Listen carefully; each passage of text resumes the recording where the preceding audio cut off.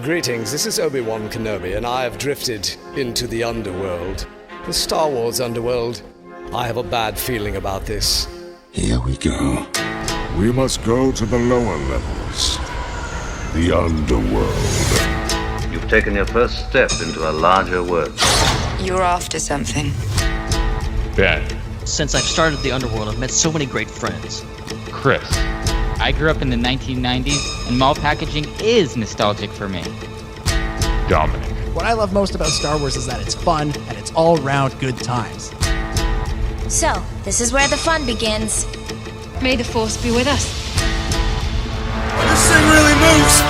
Whoa! I like this! I can't believe you came all this way to see me. Why am I not in the intro? I gotta come up with a snappy line.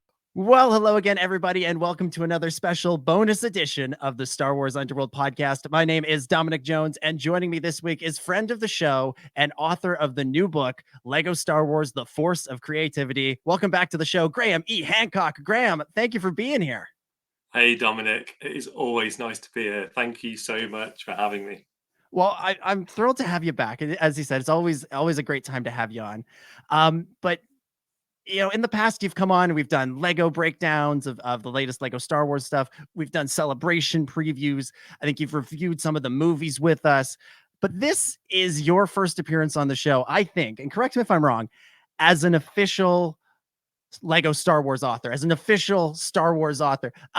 What's that like? How's that moniker sound? Well, I mean, you said it like, I've been into Star Wars. I've been into Lego Star Wars. I've been so deep in it for such a long time that, it feels amazing to kind of channel all of this energy and all of this passion for it into a book that combines my two biggest passions, Lego and Star Wars. I mean, it's a dream project. There's no other way to say it. It really is such a special thing that I've been working on. Yeah, and we'll get into how it came about. We'll talk about what's inside the book. We'll talk about some of the history of Lego and Star Wars. We'll get into all of that. But first and foremost, tell us what this book is. It's a massive coffee table book, but what is it? Yeah, thank you for asking that, because again, the secrecy of working on this and having to kind of keep it all to myself, it is so nice to actually be able to tell people what's in it and what's it all about. Mm-hmm.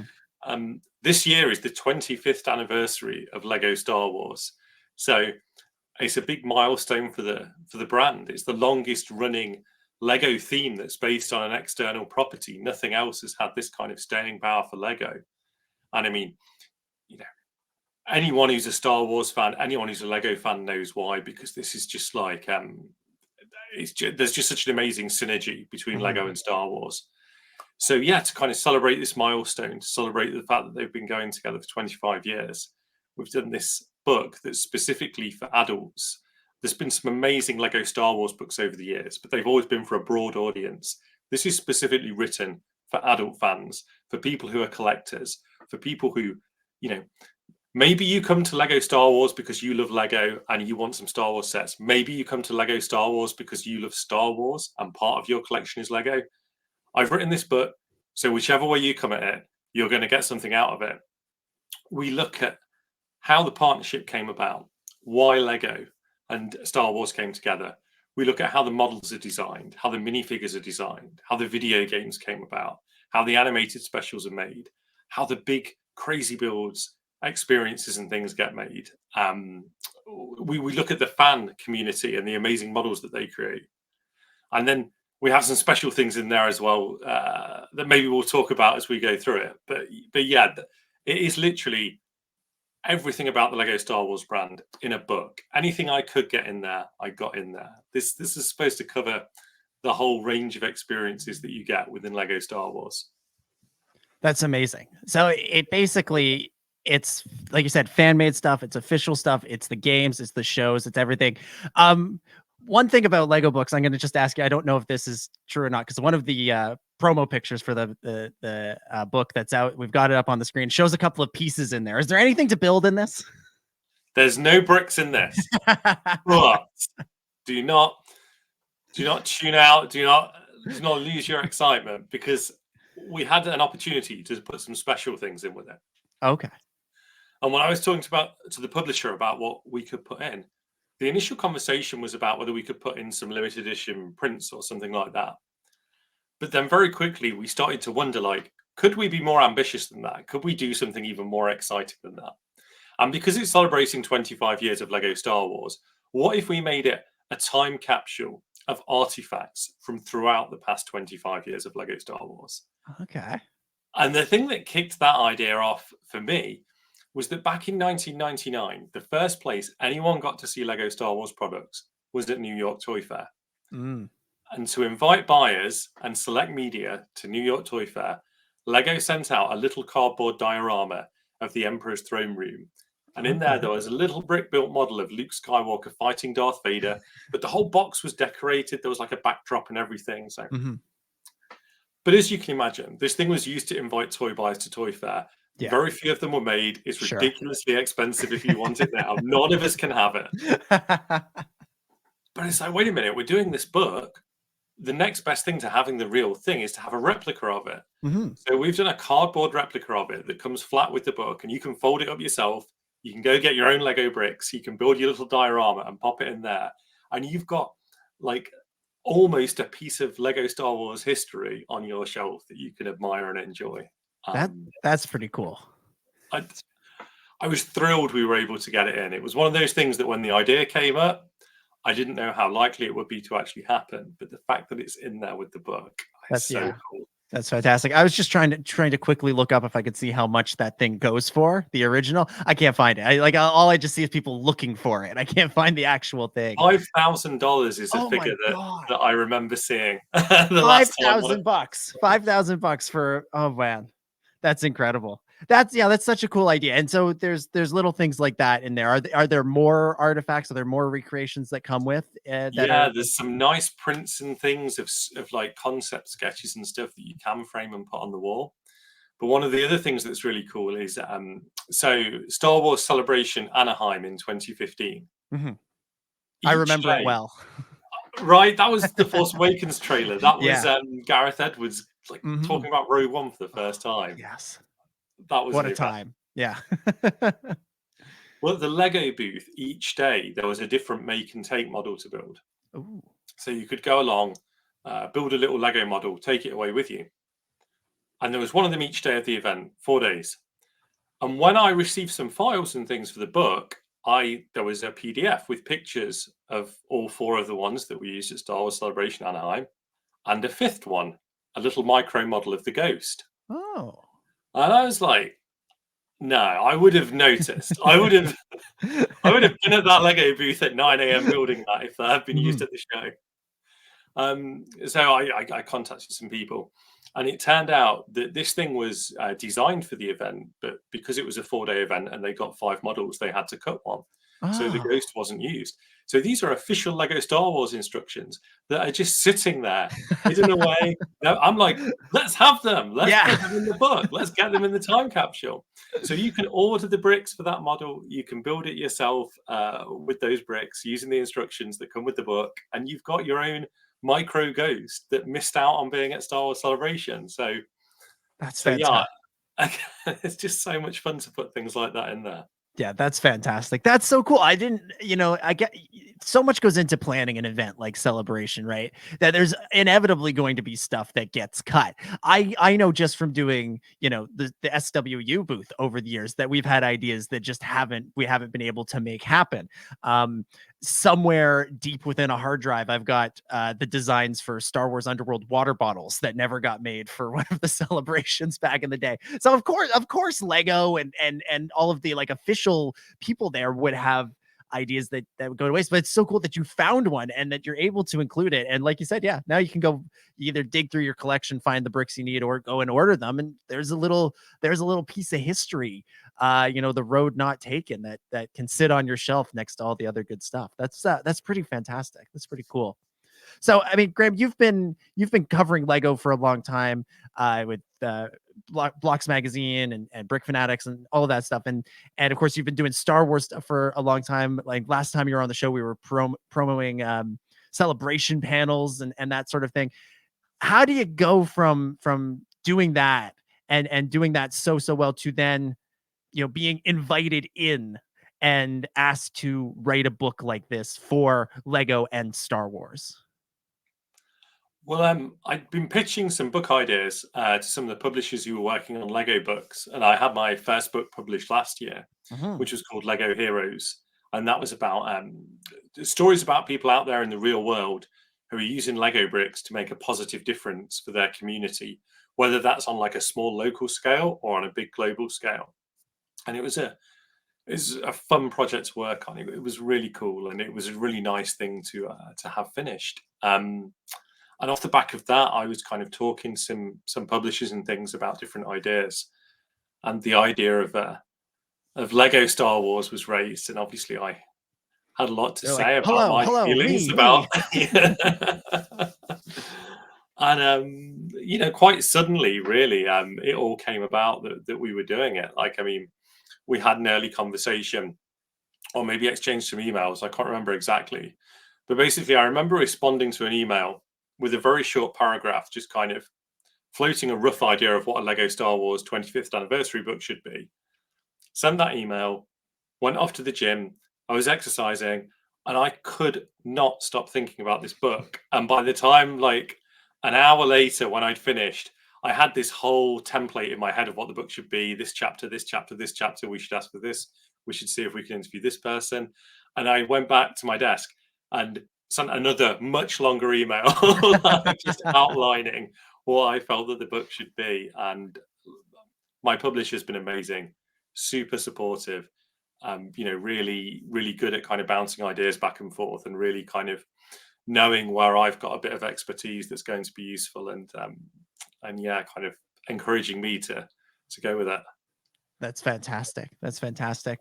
So you pitched the book to the publisher.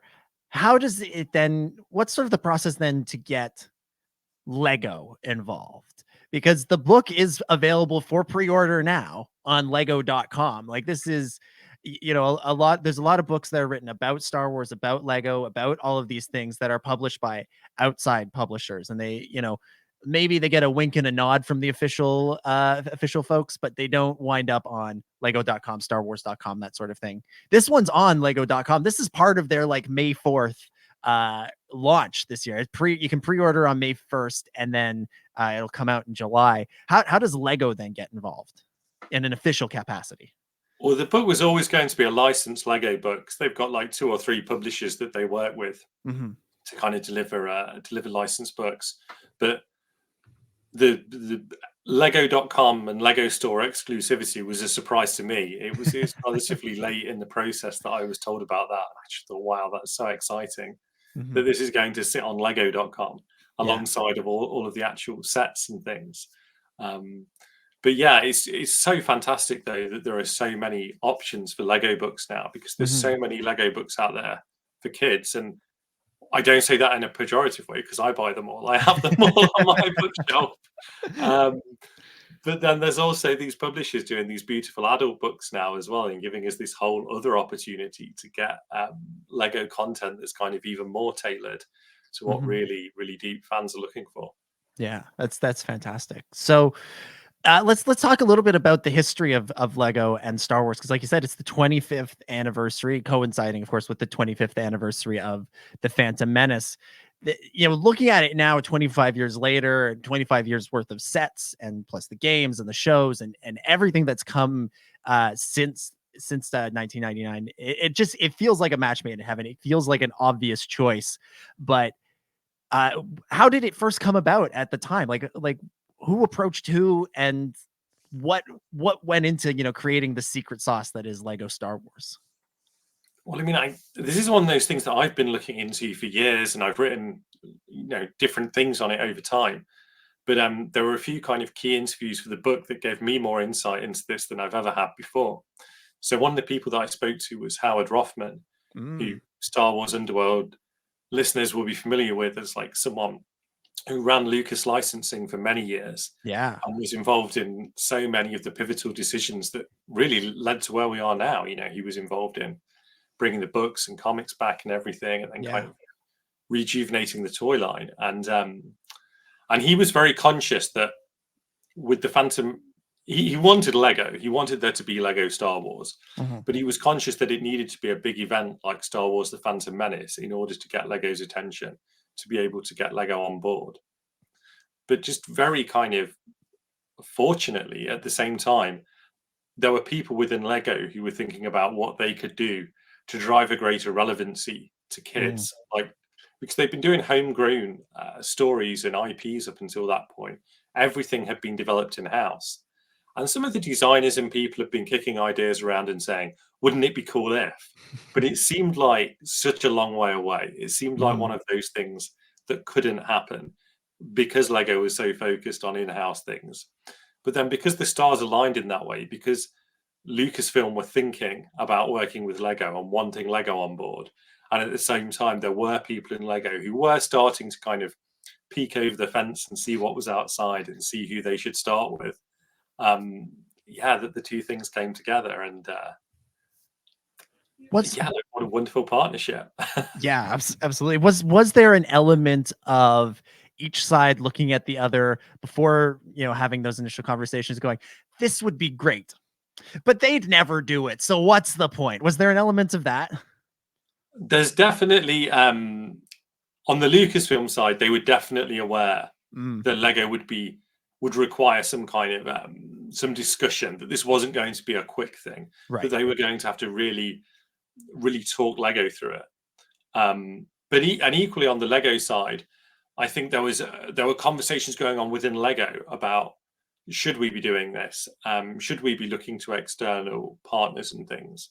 Like, how far should we go with something that's called Star Wars? Because at the time, Lego has always been cautious about going after things that would be considered violent or anything. Yeah. So that was a real kind of point of consideration for them. It was something that it really took them a while to think about whether this was the right sort of partner to be associated with. But eventually, over time, after having these discussions and really thinking through what was right for Lego, they, and speaking to Lucasfilm, again, something that we talk about in the book is that this wasn't a super quick deal. This wasn't like, right, let's discuss terms and get it going. This was figuring each other out, working out, like, can we work together? What are your values as a company? What are our values as a company? And one of the points of similarity that they noticed was that Lego isn't like Mattel or Hasbro in that they have lots of sub-brands underneath them. Lego basically exists to make Lego sets. Yeah. And in the same way, Lucasfilm was so focused on Star Wars that was a real point of synergy, that these two companies existed to really focus on their kind of singular thing that they were all about. Yeah, that's fantastic. And like, we've since seen how, Lego, there's so many like branded things now. There's all the superhero stuff. There's been other Lucasfilm things. Harry Potter had a huge Lego connection over the years. You can even, there's some random ones too that you wouldn't really expect. I think there was a James Bond set at one point. There's Beatles sets, there's Doctor Who, all sorts of like, sort of things that are a little bit more outside of what you immediately think of when you think of Lego, but it's worked beautifully. It's been a lot of fun. Now Lego and Star Wars, I think the other thing that sort of means that the two would work so well together is the design factor. And like, you hear about those stories about them designing the sets, the ships, all of those things for the original Star Wars movie. And they're going out there just buying model plane kits, model car kits, all this stuff, and just taking pieces and sticking them together and just coming up with something cool, which is the original ethos of Lego. It's so perfect for the two sides to meet in that way, I think. That's such a good point, and it's so true, because that's it. You've got to replicate these designs using the existing system of Lego elements. You can't just, replicate an X-Wing or a Naboo fighter. You have got to look at these bricks and somehow see how they're going to form that thing that, as you say, was oftentimes kit bashed itself in the first place. And it's something that I really thought about when I was working on the book, was given how, Lego Star Wars is based on Star Wars. Like, that Star Wars design is fundamental to everything that we're going to talk about in the book. So how can we really establish that? How can we get the reader in the right frame of mind to be thinking about this whole journey of Lego Star Wars? And I realized the best person in the world to speak to that would be Doug Chang. Mm. And I thought, hopefully he'll be available for an interview. Hopefully that's something that can happen. That would be really cool. Mm-hmm. And then it was able to happen. And I was able to get Doug Chang and Jens Kronvold Fredrickson, who's the design director of Lego Star Wars, Oh, wow. to have a conversation together about design and to discuss Wow. their different disciplines and talk about it from a film perspective, from a toy perspective, to talk about what you were talking about. Like, when you see this Star Wars design, how do you think about that as a Lego model? And how does that differ from what Doug's doing when he's coming up with the movie ideas from a blank piece of paper? And what compromises are there in both disciplines that are similar? What things are there in the two disciplines that are different? And it sets the book up in such a lovely way. Like, those guys were absolutely fascinating to hear them talking to each other about kind of, professions with some similarities, but then, obviously lots of differences as well. For sure. Was there any sort of great revelation from one of those guys that really stood out to you during their conversation? Well, something that really kind of blew my mind was Doug Chang was talking about how realistic, how authentic they try to be now with Star Wars design. So if you think about kind of some of the, how would you phrase it? Like some of the kind of scrappy techniques you have to use when making a film to get what you need on screen, particularly during the classic trilogy era, you get the sense that the continuity between like a small scale model and a full size set that the actors are on might not 100% be there. Like the Millennium Falcon, just the interior of that fit in the exterior of that. Yeah. But now when they're designing things like the Razor Crest for the Mandalorian, they are thinking about, well, hold on, does this interior actually fit in this exterior? And they use VR tools in order to kind of actually walk around the insides of these ships that they've designed. And then the director can go in there using VR and imagine camera angles and things. And that was amazing. But the revelation was that they designed this very authentic, faithful Razor Crest for the Mandalorian. And then Jon Favreau mentioned that in the final episode, 3 blurgs were going to have to fit in the back of it. And all of a sudden, this very carefully calibrated ship, it was having to have a bit of a rethink about how these things were going to fit in there. Oh, Jon Favreau throwing in the throwing a wrench in the machine every now and again with his story ideas. Yeah, that's fantastic. The technology that they use now to design the sets, and you see it sometimes in the behind the scenes stuff. There's a director looking around with their goggles, doing the thing with their hands that directors do, trying to imagine what these shots would be. And I imagine, like, obviously the techniques for filmmaking have changed a lot over the years. The techniques for designing Lego, I got to imagine, has got to have gone through a fairly robust rethinking in the last couple of years, with the digital tools that are available to them too, right? Yeah, absolutely. And I mean, there was, during the pandemic, when everyone had to stay at home and couldn't go into work as much, there was a big shift over, because prior to that, it was very much whether people wanted to use digital building tools or whether they preferred just building by hand, because those guys in Denmark, they have access to millions of bricks. Like the brick store that they have is absolutely mind-blowing. So if they wanted, they could build most of this stuff physically. Sure. But once they started working from home and didn't have access to that, it pushed a lot of people to go to the digital tools earlier than they would have otherwise. And now those digital tools allow them to design the models, sometimes more quickly, sometimes just try different ideas, like in rapid succession, to try adding different sections together and things, and work on this bit and then add this bit.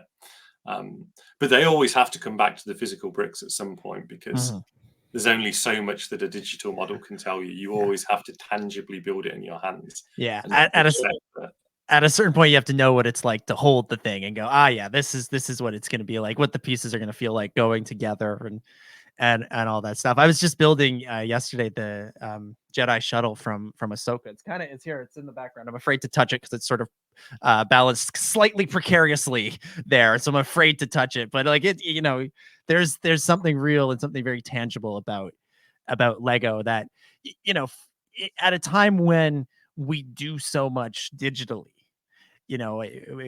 our instinct when we have downtime now is to grab our phones, is to go on the computers, to watch TV, and TV is even, scrolling through Netflix. Like, Lego remains this like bastion of like, oh, let's do something with your hands, whether you're creating an original idea from just a pile of bricks, or you've got one of the sets and you're following the directions. There's a magic to that. It's it's the real sets, practical effects of the entertainment industry. I think at this point where, we admire the digital side of things, and the digital part of it's a great tool and they certainly need to utilize it.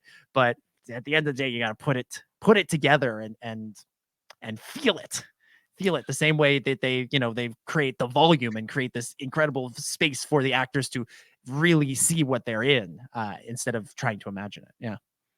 And I think there's something about Star Wars as well that makes us want to hold those things. Like the fact that toys have been so important to it for so many years. There is something special about the Star Wars saga that it's not enough just to sit and engage with it by watching it. We literally want to hold that thing. Yeah. And for me, there's something with a Lego set where you do start with that pile of bricks, and then you end up with your model of Ahsoka's shuttle or the TIE Interceptor or whatever it might be, that you've got that tangible piece of Star Wars in your hand. And no matter how many times that happens, it just doesn't seem to get old. Yeah. I mean, there's a story about George when during the making of Star Wars and during the design process, saying he wanted things to feel toyetic. He like invented a word to describe how he wants this universe to feel. And it's that feeling of, I want to pick it up. I want to play with it. I want to have the X-Wing in my hand to go, vroom, vroom, pew, pew, pew, pew, do all that side of things. And I mean, the success of Lego and all the other toy brands with Star Wars, I mean, it's a testament to that. When they're designing the new stuff too, I think that's something they've got to be considering. And between the Ghost and the Razor Crest and some of these designs we've gotten in the last few years, they seem to be hitting the mark fairly frequently. Definitely. So if we sort of go back to like that original sort of Lego Star Wars partnership back 25 years ago, which is wild to say, but 25 years ago, they agree, all right, we're going to do this. Then what happens? What was the like early process of, figuring out what the first sets are going to be? How are they going to market them? How are they going to tie it into? What was those sort of first months, that first year like of Lego and Star Wars working together? Well, they didn't have a process. That was the biggest stumbling block at the beginning, because this was completely new. So at Lego, they had been thinking about where would we start with this? And they built some sketch models, and that's what they call a rough model, that's just there to give you an idea of what something's going to be. So they built some sketch models based on the classic trilogy as a kind of proof of concept. But then whilst the talks are going on between Lego and Lucasfilm, I understand there might have been a little bit of work going on, but not a great deal of work going on. So then the deal was signed in February, and it was announced in April of 1998. And then it was March 99 that the first sets arrived on shelf. Now, a year or so is about standard today for how long it takes to develop a Lego set. But back then, 2 to 3 years was standard. This was a massively crunched time frame that they were working on. But they found new ways of working. These are things that maybe sound simple now, but they were things like having the marketing director and the project director sitting together in the same cluster with the actual Lego Star Wars designers and things. So all of these people could work together in a really kind of cohesive way. They were getting reference for the first time on CD-ROMs from Lucasfilm, having to learn ways to figure out what image was on which CD-ROM and all of this sort of thing. Amazing. And like even for the packaging, they had to come up with a new pipeline for how to be more responsive in how much packaging they printed off and how quickly they printed it off and so on. It was all finding new ways of working. It was all being more agile and seeing how quickly they could kind of make the process work while still living up to the super high quality standards that Lego always has. And so then the stuff comes out. Obviously, it's a hit, and people like it, and it begins this 25-year legacy. How has the relationship like evolved between Star Wars and Lego over the years? Like, have there been stumbling blocks? Have there been great revelations? We'll talk about the games and the shows and stuff in a minute, but like just sticking with the toy brand itself, like how has it changed and evolved in the quarter century that it's been around? Well, my perspective of it is that in those early days, like, I mean, I remember standing in Toys R Us the first time that I saw Lego Star Wars, the first sets in 1999, and like my jaw practically hit the floor because I had no idea they were coming, and my two favorite things had come together, and it just blew my mind. And it was awesome. These products felt premium. They felt different to other Lego sets. They felt different to other Star Wars products or the Star Wars toys. They were so cool. But over the next few years, something seemed to happen in 2005 when Revenge of the Sith came out. Everything felt really fresh that year. Everything felt extra polished. And I mean, part of this is because Lego introduced new building elements and things that allowed them to get the ships and the vehicles even closer to what they look like on screen. But yeah, 2005 felt really fresh.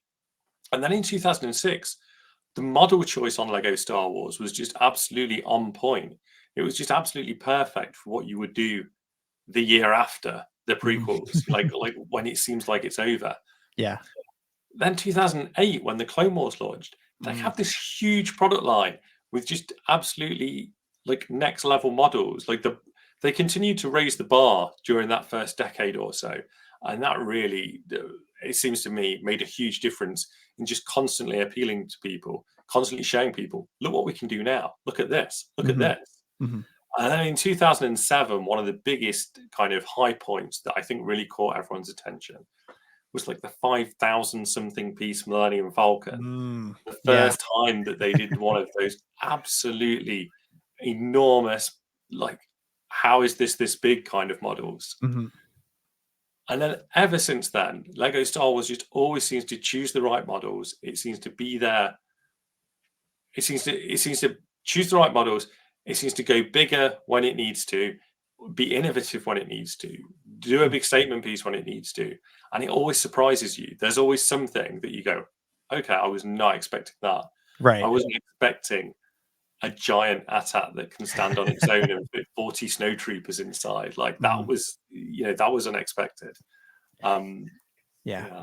And it seems to have the ability to grab people. You always hear the story of like, so and so when they first become famous, when they first get their big paycheck, they go out and what's the first thing they do is they buy a Lego Star Wars set. It's always Lego Star Wars. I remember hearing like Ed Sheeran talking about like, one of the first things he did after he started making money from music was he was walking in the mall. He saw the Lego store, went in and bought the Death Star, walked out. This summer I was reading in The Athletic about Joseph Wall, who's a goalie for the Toronto Maple Leafs. Like, this is his first big year in the pros in the NHL. And, he was walking down the street with his brother one day. He saw something in the window. He stopped and he had to go in and buy it right away. And in the article, they're like, was it a fancy watch? Was it a fancy car? Was it a suit? Was it any of these things you expect them to buy? No, it was a Lego AT-AT. And I was like, yes, Joe Wall, let's go. Like, let's make this happen. It's always that. They seem to have that ability to grab you, whether, the Razor Crest or any of these things that come around now. There's the there's the Death Star that you see that's always available, that's got all the inside, and then there's that second Death Star set that was available for a brief period, and I recall that it then showed up at one point randomly in an episode of The Big Bang Theory. And it was like years after it was on the shelf, and like people started rushing out to buy it, and stores were like, "Oh no, we don't have it. I don't know what to tell you." It has that appeal of like, wow, look at that. Wouldn't that be cool if we've got it? And one thing that I think is really cool that they've done in recent years is those diorama sets. And I see you've got some of them behind you there, where it's like a mini version of some of those big sets. And it's like you get the whole little scene around it. I've got one that's still to build. That's the speeder bike chase from Return of the Jedi. It's sitting in the box out in the other room. Actually won it in a Star Wars trivia contest, if you can believe that. What a prize. Yeah. Well, my buddy designed that one. It's really cool. Yeah. Cool. But I feel like those designs, like now it's like you don't even have to get the big one. You can get something like that that's a little bit more moderately sized, a little bit more moderately priced. It's not $500 like the Death Star or the Millennium Falcon, or even the AT-AT, somewhere like $200, I think. These things they're nice and compact. Yeah, I think that's been the real. I think that's becoming the real sort of game changer, and the fact they keep making more of those, I think, is a sign that people are picking them up as that's like the thing that's bringing us into the next the next quarter century of Lego Star Wars, I think. Definitely. In the last few years, like you say, you've got the dioramas if you want scenes. You've got the helmets if you want to build a helmet. Oh yeah. You've now got the Starship collection. So if you've not got space for a UCS set, if you've not got space for like the massive version of the Blockade Runner, you've got a version that will fit on your desk. And and this is the thing, it's catering for all of these different audiences and catering for what different fans want. And I mean, it was something that I hadn't necessarily thought about too deeply until I was working on the book. But they have been doing this through the years. There have been lots of different product lines to appeal to different fans and things. But I think particularly, as you say, over the last few years, that different types of products for adults has got really smart and has got really good at appealing to a kind of broad range of fans and making sure that no matter what thing you like about Star Wars, there is a Lego set for it. Yeah, there's something in the last few years there they've really hit the sweet spot with some of these designs, while also still making like just really fun, like standard quote unquote Lego sets. Like I said, the Jedi shuttle was a pretty fun build. I'm pretty happy with that, and everything else that I've built the little mini Obi-Wan Kenobi's Jedi Starfighter last year. That was sweet. Like there's still the kid part of it is still very much alive and well. And as a collector, it's dangerous in the best way possible, because for me, my theory is I always want my toys to be toys first. Like I love the stuff where you can put a minifigure in the cockpit, swoosh it around and everything, fire a missile, drop the sonic beams and everything. I love all that stuff. But equally, when you show me like a display set, like the new, Starship Collection Millennium Falcon, that is irresistible as well, because it's just so clever, it's so intricate, and it just looks so smart on display. There's just so much good stuff. It's fantastic. So one of the other aspects of the Lego Star Wars partnership that I think is fairly unique to Star Wars, or at least Star Wars was the jumping off point for it, was the video games, and then later the shows, the specials, and then the full series. How did that conversation go? How did how did those decisions get made to take this from, hey, we're building these sweet sets, to let's make this into something where you are able to play it as a video game and then later watch it on TV?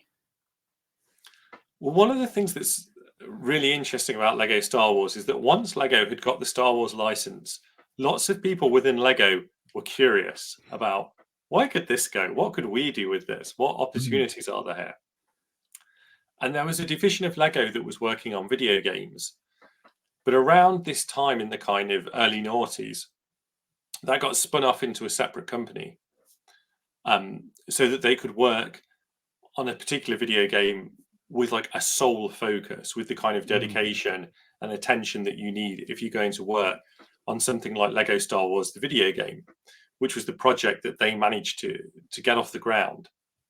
And they worked with Traveller's Tales, who are the guys who created this entire franchise of Lego video games that has been running ever since Lego Star Wars, basically.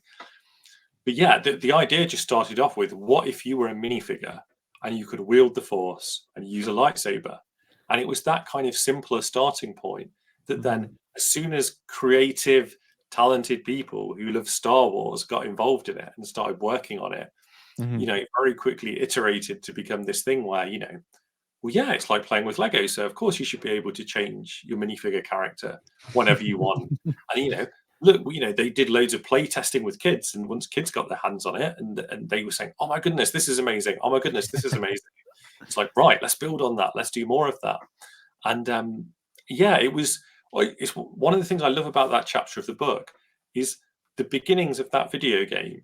It was just a bunch of game developers, sitting in their offices, working together, throwing ideas around, seeing what worked, trying it out, doing something else, building and building and building with like such an apparent love for Star Wars behind it all. Mm-hmm. And it's just amazing when you look at what Lego video games are today, when you look at what Lego Star Wars The Skywalker Saga was when that came out, the amount of people behind these games, the size and scope of them. But it all started, just from that relatively small, tight-knit band of people, just playing. Mm-hmm. And again, it's the essence of Lego. It's like when you just play, you let loose and you're creative, like amazing things can come out of it. Yeah. Go ahead. Sorry. No, I was going to say in a similar way, it was the animated shows came out of similar kind of conversations. There are people at Lego who wanted to experiment with very short form animation in the first place. And they were experimenting. And the very first Lego Star Wars animated short is called Revenge of the Brick. I remember it well. Don't watch it before bedtime because faces of the minifigures will give you nightmares. And it's such a good example of experimentation. They tried something. The animators felt that they couldn't get emotion out of minifigures, so they felt that they had to give them these stretchy, plasticine-y faces, and it just looks really strange. Mm-hmm. And then, of course, in all of the Lego animation that's gone since, it has been definitively proven that you can get emotion out of minifigures just in their kind of standard, real life form. And they brought in writers like Michael Price, who's an exec producer on The Simpsons. And again, like they just let him play. They let him be really silly and irreverent with Star Wars. And it was just the perfect tone of voice for Lego. It was the perfect way to do Lego Star Wars, was to have it be funny and silly and a parody. Yeah, and not just be funny and silly with Star Wars, but be funny and silly with Lego too. Like that's one of my favorite moments in one of the very first Lego Star Wars specials, which is the Padawan Menace, is when they crash the ship, they crash the school bus, and C-3PO is like, I have to rebuild it, and R2 hands him the like Lego booklet directions, and 3PO looks at it and goes, these are just pictures. Where are the words? Oh, this is impossible. And I'm like, this is written by a man who has been sitting there with his child trying to build a Lego set, trying to figure out what is going on in these directions that have gotten so much better over the years. But there was a time where sometimes you look at those directions and go, I don't know what you want me to do in this next picture. And they were willing to have fun with it and to poke fun at themselves in these ways, both on the Star Wars side of things and on the Lego side of things. And that's just sort of continued through all of them. And there've been so many. There've been Droid Tales, the Yoda Chronicles, the new Yoda Chronicles, the Freemaker Adventures, all of these great stories told in Lego form. And one of my personal favorites is the Lego Star Wars Holiday Special. Yeah. Which was released in around Christmas 2020. So like, right in the midst of COVID times, right after the US election that year, like, this like a horrible year that everybody's been through. And weirdly, I don't think anything captured the feeling of Christmas that year better than this goofy Lego Star Wars space adventure. My friend, I can find the text message if I go back, I'm sure, but called the thing healing. He said this, I didn't expect this thing to be so healing. It was beautiful. It was funny. It was irreverent. It was, as far as I'm concerned, it's the official epilogue to the sequel trilogy. Like that's canon as far as I'm concerned. That's what happens right after episode 9. It's beautiful. Special. It captures the characterizations of like Rey and Finn and Poe so perfectly. It's incredible. Just how well it nails that, and the interactions between them all and everything. It's so good. Do you cover how that one came to be in the book at all? We have one chapter on animation, and I fit in everything I could. And we do touch on it. We do talk about it, but unfortunately, I must confess, even when you're given 300 something pages, 60,000 words, you manage to say, "Can I not have more though? Can I not have more space?" But my favorite thing that we got to talk about with that was Leland Chi, the keeper of the holocron at Lucasfilm. Yeah. And, one of a handful of people in the world, I guess, who can speak Huttese. And to come up with a version of Jingle Bells in Huttese that all of the Lego Star Wars minifigures could sing together. That's And so good. I managed to condense a sort of 20-minute conversation we had about that into a few quotes in the books. I'm thrilled that we were able to discuss that. And that's such a brilliant moment in the special too, when they start singing that. You're like, oh my god, it's perfect. It's fantastic. Yeah, that's the funny thing. There's always more to talk about. There's always more to cover. You'll just have to write another one for the 30th anniversary. Hey, there's so many follow-up books we could do to this. My Word document is long. Amazing. So obviously you wrote the book, but there's also a foreword to the book that's written by somebody pretty cool. Tell us about that. Yeah, thank you for bringing that up, because this was a dream. This was an absolute joy to work on, but it was also a huge piece of work and quite intense at times. Deadlines are always there and they're always looming. Yeah. And there are a couple of really busy days, and then I got an email saying that Billy D. Williams had agreed to write the foreword for the book, and so good. I was walking on air. Like, that was a thrill. And then when I read what he'd written for us, like, it was beautiful. It sets the book up. It talks about play, creativity, imagination, and Star Wars in exactly the right way. And yeah, I've been reading his autobiography as well, and it's just like, wow, what a career, what a person. Yeah, that's amazing. There's no one better. There's no one better, I think. And he's voiced Lando in Lego Star Wars a whole bunch of times as well. And my favorite one being in the Lego movie, when the characters are on this ship in the middle of the ocean, and they've hatched this plan to build a spaceship. And then one of them says, "Oh no, but where are we going to get hyperdrive for a spaceship?" And someone else says, "Well, a spaceship isn't just going to fly out of nowhere and appear next to us right now, is it?" And then the Millennium Falcon shows up, and there's Han and Chewie and Lando and 3PO in there. Yeah. And Lando and Batman get to speak to each other and everything and have a bit of banter. And it's just, Yeah, it's amazing. I remember when that moment came on in the Lego movie, being in the theater and just like wanting to cheer. And like, I know at a lot of movie screenings now, we do cheer when stuff happens. I was at like a screening at like 4:00 in the afternoon. I was in university at the time. There was nobody else in the theater. I probably could have cheered, but there were like 7 other people. They would have probably immediately gone and gotten the usher. But I was so excited. And then, yeah, Billy D being Billy D. So, the book is The Force of Creativity, Lego Star Wars. You can pre-order it on May 1st on lego.com. Graham, what's sort of your final pitch to people to get this book? If you love Lego Star Wars, like, whether you have like a huge Lego Star Wars collection and you need this book, of course. But if you just dive into the odd Lego Star Wars set here and there, you don't have a room for them all in your house, because you've got to have some space to live. Then this book, as well as like all the words that I've written and the kind of the detail, the interviews that are behind them and everything, it's also a beautifully laid out art book. Like, there's so many beautiful pictures of Lego sets, beautiful pictures of concept art for Lego sets, for minifigures, for animated shows, video games, and so on. It is just an incredibly nice book to flick through and look at. So if you don't have room for, the 700 and counting Lego Star Wars sets that are out there, then this book's a nice space-saving way of being able to access some of them, being able to enjoy looking at them without having to necessarily have every single one of them in your home.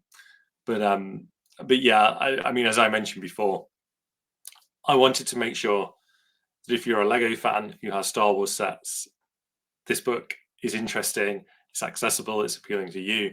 Equally, if you're a Star Wars fan who has Hasbro stuff, Gentle Giant stuff, and Lego sets, this book's going to be interesting and appealing to you as well. So I really did think about Lego fans and Star Wars fans all the way through writing it. Amazing. Hey, Graham, before we wrap up here, can you believe it's been a year since Star Wars Celebration London? This is basically the first time I've spoken to anyone since Star Wars Celebration London. I've been writing a book since then, so I've just been locked away. It's terrifying to think it's been a year. I know. It feels so recent. So recent. What was your highlight, your personal highlight of our 4 days at the Excel Center last year? Oh man. Oh, you've hit me on the spot. I've stumped you. It doesn't have to be the highlight. What was yours? What was yours while I oh, now I'm stuck. My highlight is what it always is. It's getting to be there, be with everybody, see the Star Wars things, talk about the Star Wars things. There were personal highlights in the sense of being on that panel with Chris Abbott and Kieran and Christopher and Ethan, who I've actually written canon Star Wars stories, and being a part of that was really Adam Christopher, excuse me, not Christopher, Adam Christopher. I'm like, that name's slightly wrong. Why am I saying that wrong? Ethan Sachs and Adam Christopher, those guys was really surreal. Doing daily podcasts with everybody and doing that was really fun, as it always is.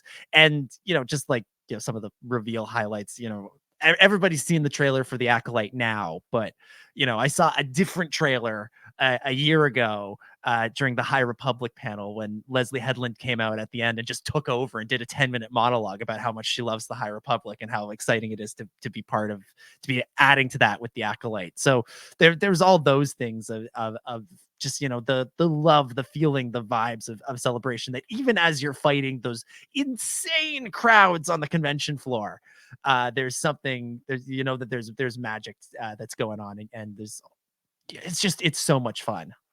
Yeah. That's the, I think I gave the cop-out answer, so I don't think you can give the cop-out answer now. I'm going to behave myself. I'm not going to list 10 things. I'm going to name 2 things.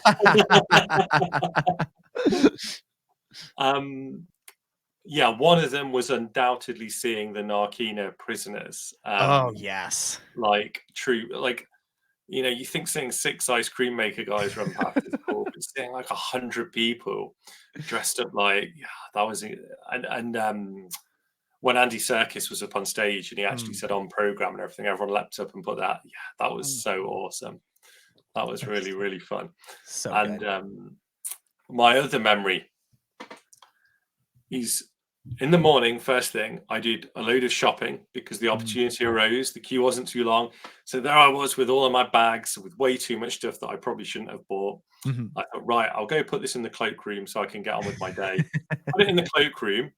Got to 7:10 or whenever it was that was after the cloakroom had closed, realized that I'd left all my new merch in there. Yeah. And then was dashing back up the Excel Center to go and see if I could retrieve all my stuff. And then I ran into you. You said to me, I did this exact same thing at Comic Con 2 years ago. So, and I felt so much better about it. I'd done the exact same thing that day because I had gone and put my coat in the coat room and just forgotten about it. And in the pocket of my coat was my passport. So I really needed it because I was going to need to go home in a couple of days. Mercifully, I think I had an easier time getting my stuff back than you did yours, because I think I was able to run up and just sort of beg them as they were about to close the door, and they're like, all right, we'll go see if your thing is still there. Whereas because I remember running into you, and I remember we were recording one of our sort of on the go podcasts at the same time. And I saw you and I just sort of ambushed you because I was recording them all on my phone. I just ambushed you and you're like, oh, I'm waiting for my stuff in the cloakroom. And I remember there was a whole production too of getting your stuff back. It was quite tough. And because it took 30 minutes or so. I mean, how the timings work at these things. Oh, well, I've got somewhere to be at 7:00, and if I don't get back to my hotel or drop my stuff off, and then get an Uber or whatever, I'm never going to make it, and then it has a knock-on impact. And before you know it, it's an even later night than you intended. And then the next day you're up at 6 a.m. again and ready to go. Yeah. You're stumbling around going, oh my God, what's happening? I got to get to the Bad Batch panel. How am I going to survive? There's one more thing I need to let you know about, Dominic. Yes. Before we go, and that is July the 20th is when the book will be shipping. But that is a long time to wait. So, in the meantime, Blocks Magazine has a May issue focused on Lego Star Wars 25th anniversary, telling the story of 25 years of Lego Star Wars through 25 Lego sets. We've got an interview with Matt Denton, who does these amazing upscaled Lego models and worked on the Star Wars sequel films and Andor. Wow. Loads of other cool stuff. And Henrik Anderson, the designer of the TIE Interceptor, we've got an interview with him in there as well. We've got a beautiful cover that I cannot wait for everyone to see. And that will be available at the Blocks Magazine website as of Friday, I want to say. Very soon. By the time you're listening to this, go on the Blocks website and it will probably be there. Amazing. Yes, check that out.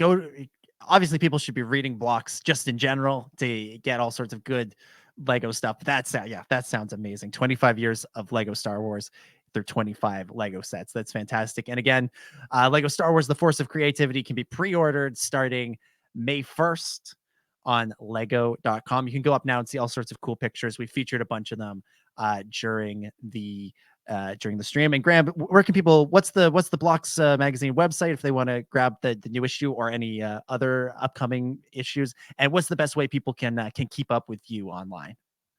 So to get Blocks magazine, go to blocksmag.com. That's BLOCKS mag.com. Current issues there, back issues are there, great value subscriptions are there. And you can follow me on Twitter, Instagram, Facebook. If you search for Graham E. Hancock, I should turn up sat in a pile of Lego bricks. Absolutely. Go follow that.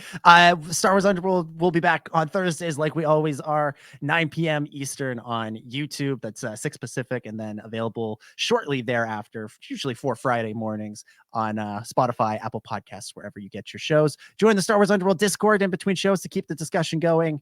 And, follow us on social media, subscribe, review, all that stuff. You know the drill. Thanks everybody for listening. Thank you, Graham. Check out the book. It's going to be amazing. And may the Force be with you. It's a wrap.